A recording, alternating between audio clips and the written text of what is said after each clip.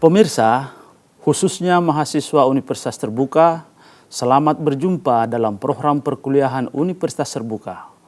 Pada pertemuan ini, kita akan membahas mata kuliah metode penangkapan ikan dengan topik perikanan setnet sebagai contoh alat tangkap ramah lingkungan. Pada materi sebelumnya, kita sudah tahu bagaimana metode penangkapan ikan ramah lingkungan. Pada topik ini kami akan memberi contoh salah satu alat tangkap yang biasa disebut setnet. Setnet ini, saudara mahasiswa sekalian, adalah alat tangkap yang sifatnya menetap. Di Indonesia biasa disebut sero, tetapi di Jepang biasa disebut te ichiami. Ya. Apa kelebihan dibandingkan dengan alat tangkap lainnya? Kita tahu bahwa kalau kita ke laut, kita butuh BBM yang banyak. Dan BBM sekarang harganya masih tinggi. Kemudian di perairan kita masih banyak alat tangkap yang tidak ramah lingkungan. Kemudian daerah penangkapannya jauh. Banyak di antara alat tangkap mutu tangkapannya rendah. Kemudian banyak nelayan melakukan penangkapan secara sendiri-sendiri. Oleh sebab itu dibutuhkan suatu teknologi penangkapan ramah lingkungan di mana tidak membutuhkan BBM yang banyak, kemudian hasil tangkapannya segar, nilai jualnya tinggi, dan dikerjakan secara berkelompok.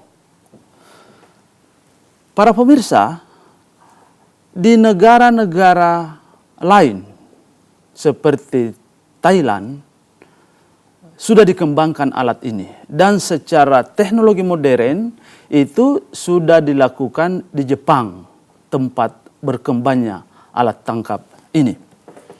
Nah, pada dasarnya alat tangkap ini adalah sifatnya pasif. Jadi dia menghadang arah renang daripada ikan. Lalu setelah menghadang, ikan akan membelok dan masuk kantong. Oleh sebab itu alat ini terdiri dari, kita sebut leader net atau penaju, kemudian ada serambinya, kemudian serambi itu biasa disebut tempat bermain, dan ada disebut kantong. Jadi ikan bermigrasi di laut, lalu masuk ke serambi, lalu dia akan masuk ke kantong. Kita akan memanen ikan itu di kantong. Nah sekarang, alat ini mulai yang sederhana sampai yang modern ada. Di Indonesia yang sederhana banyak, yang kita sebut tadi sero. Ya, sero. Di beberapa tempat ada menyebutnya belek, ada yang menyebutnya bilah, dan macam-macam, bergantung kepada perairan di mana alat tangkap itu dioperasikan. Tujuannya adalah menangkap atau menghadang migrasi ikan yang ada di pantai. Ada kelebihan daripada alat tangkap ini. Yang pertama, dia hemat bahan bakar. Kenapa hemat bahan bakar? Karena daerah fishing ground atau daerah tempat menangkap tidak terlalu jauh dari pantai.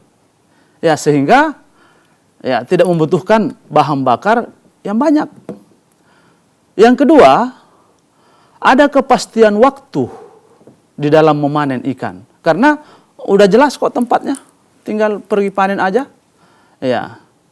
Dan dia disebut ramah lingkungan karena yang pertama,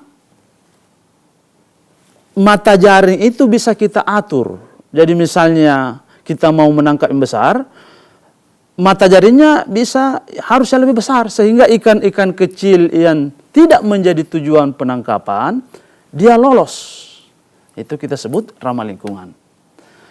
Yang kedua, kalau ada ikan yang bukan menjadi tujuan penangkapan, seperti ikan-ikan yang dilindungi, misalnya penyu dan seterusnya, bisa kita kembalikan ke laut dalam keadaan hidup.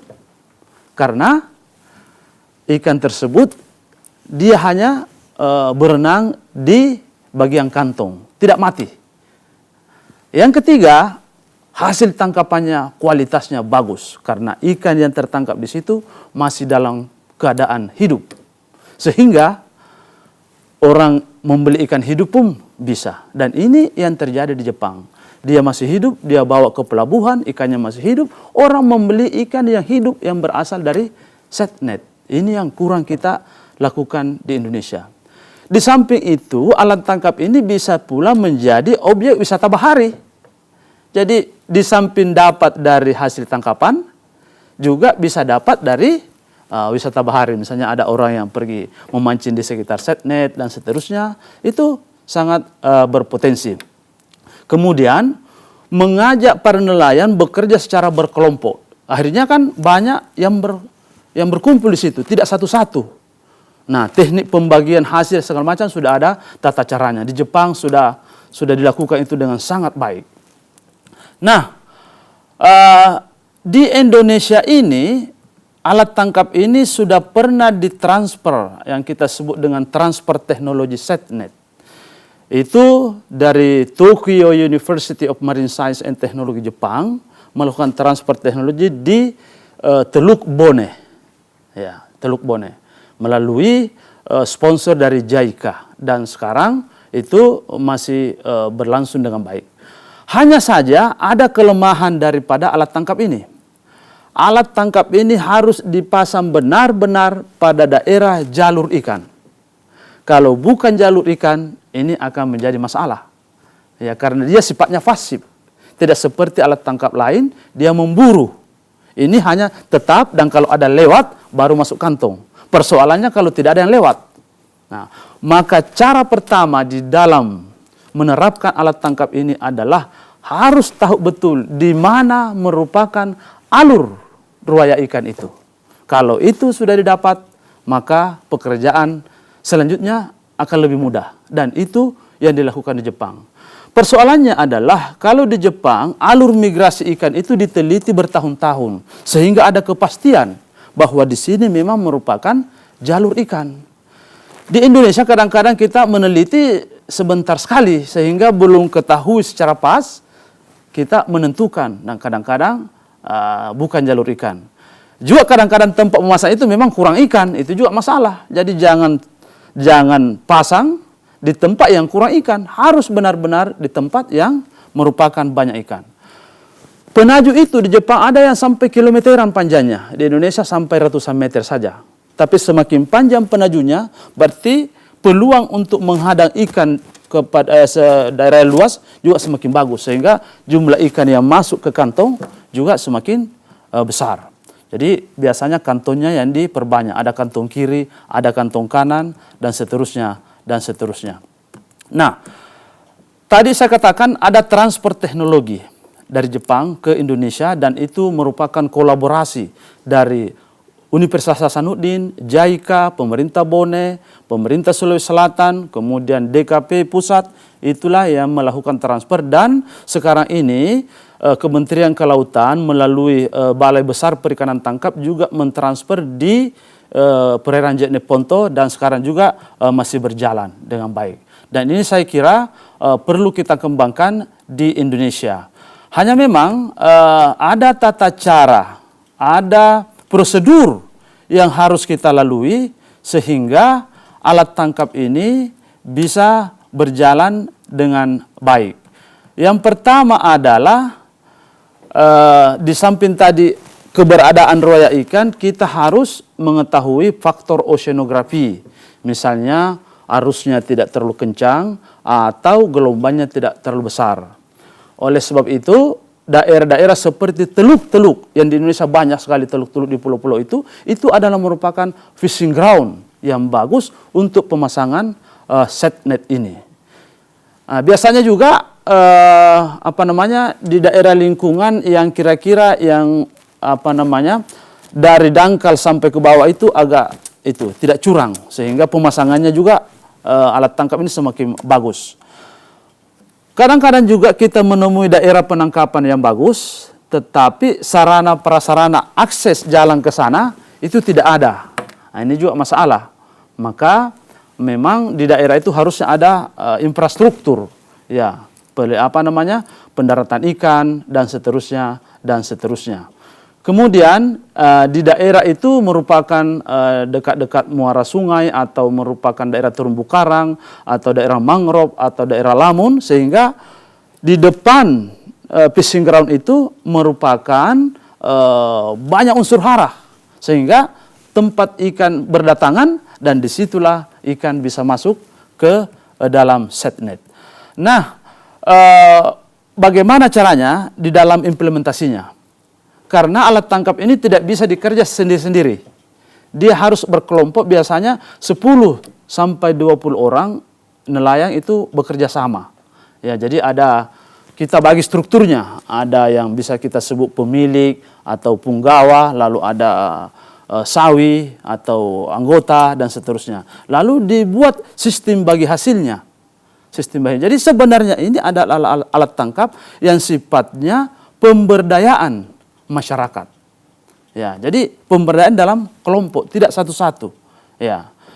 Dan fishing ground tadi ini merupakan milik bersama. Jadi kalau sudah di set alat ini, nggak boleh ada orang lain mengkapling lagi, karena kan laut itu merupakan milik bersama. Dan kalau dipasang nggak boleh ada yang cabut-cabut, maka harus ada kesepakatan dulu dengan Pemda setempat dan nelayan-nelayan sekitar itu supaya alat tangkap ini bisa berjalan dengan baik. Oleh sebab itu, saya akan kemukakan beberapa aspek-aspek yang harus diperhatikan untuk pengembangan set net ini. Para pemirsa sekalian, aspek pertama adalah aspek teknis, yaitu aspek yang berhubungan dengan pemanfaatan alat tangkap ini. Misalnya kira-kira alat tangkap itu kalau kita tarik ke atas ada tempatnya atau tidak, ya, dan seterusnya. Kemudian perlu penelitian awal. Kemudian aspek ekologi, apakah daerah itu subur atau tidak. Aspek sosial, bagaimana merekrut anggota, karena jangan sampai saling iri satu sama lain. Kemudian aspek ekonomi, perlu ada sarana dan prasarana yang terintegrasi, misalnya produksi, di situ ada kemudian transportasi ke pasar, pemasaran, dan seterusnya, dan seterusnya. Yang terakhir adalah bagaimana pemasangan alat tangkap itu. Yang pertama adalah penentuan daerah, mencari daerah penangkapan. Lalu survei oceanografi, tentu kita harus panggil orang yang bidang ahli kelautan. Kemudian pengamatan kelimpahan ikan, tentu orang yang ahli metode akustik. Kemudian desain alat, konstruksi alat, instalasi alat, pemasaran, ya, perawatan, ya, dan monitoring dan evaluasi. Kita lihat bagaimana aspek sosial ekonominya. Para pemirsa, kami sudah pernah coba lakukan ini di Teluk Bone. Khususnya mahasiswa Universitas Terbuka, dimanapun Anda berada. Sampai di sini perjumpaan kita kali ini. Semoga tayangan ini bermanfaat bagi Anda.